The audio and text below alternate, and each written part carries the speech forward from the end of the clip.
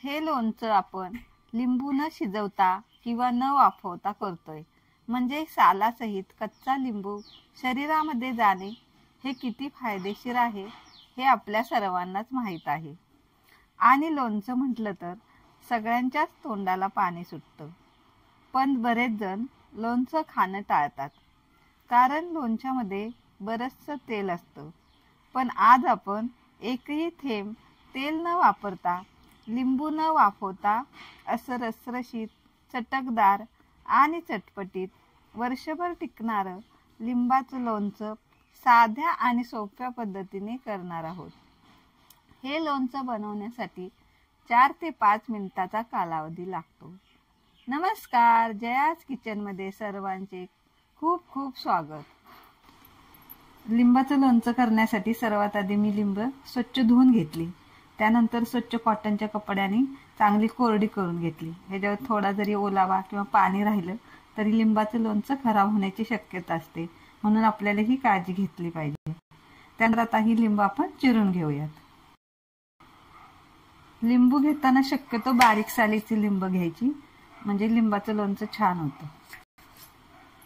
तर लिंबाच्या फोडी करताना आपल्याला एकदम छोट्या छोट्या लिंबाच्या फोडी करायच्या, कारण काय होतं, जर ह्याच्यामध्ये जरी एखादी बी राहिली तरी लिंबाचं लोणचं कडू होण्याची शक्यता असते. त्यामुळे हे ज्या बिया असतात त्या पूर्णपणे काढून घ्यायच्या, एक सुद्धा बी शिल्लक ठेवायची नाही. अशा पद्धतीने मी सर्व लिंबू चिरून घेते आणि त्याच्या फोडी करून घेते.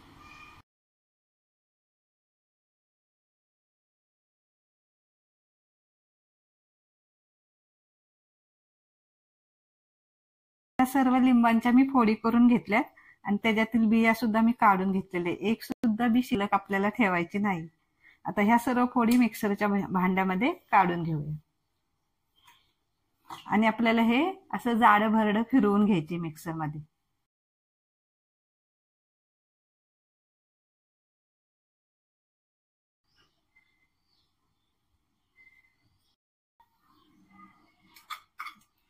हे बघा, हे असं मी जाडसर असं वाटून घेतलेलं आहे. ते आता आपण एका वाटीमध्ये काढून घेऊया. लिंबाची जी मिक्सरमध्ये आपण भरड करून घेतलेली आहे ती इथे माझी पाऊण वाटी भरलेली आहे. तुमची जर 1 वाटी भरली पूर्णपणे तर पाऊण वाटी साखर घ्यायची. आता ही माझी पाऊण वाटी भरली, त्यामुळे मी इथे अर्धी वाटी साखर घेणार आहे. आता हे मिश्रण आपण मिक्सरच्या भांड्यामध्ये काढून घेऊया.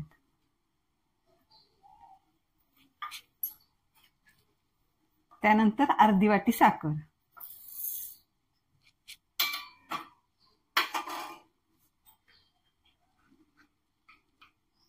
आता इथे मी सेंदव मीठ घेतलं, जे उपासाला चालतं ते मी चवीनुसार मीठ घेते.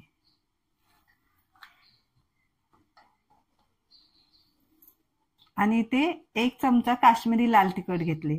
तुम्हाला हवे तर तुम्ही बेडगी मिरचीचं लाल तिखट घेतलं तरीही चालेल.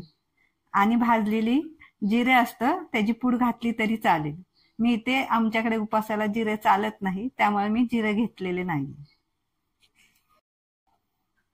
आता हे सर्व मिश्रण आपण झाकण लावून पुन्हा एकदा थोडंसं फिरवून घेऊयात.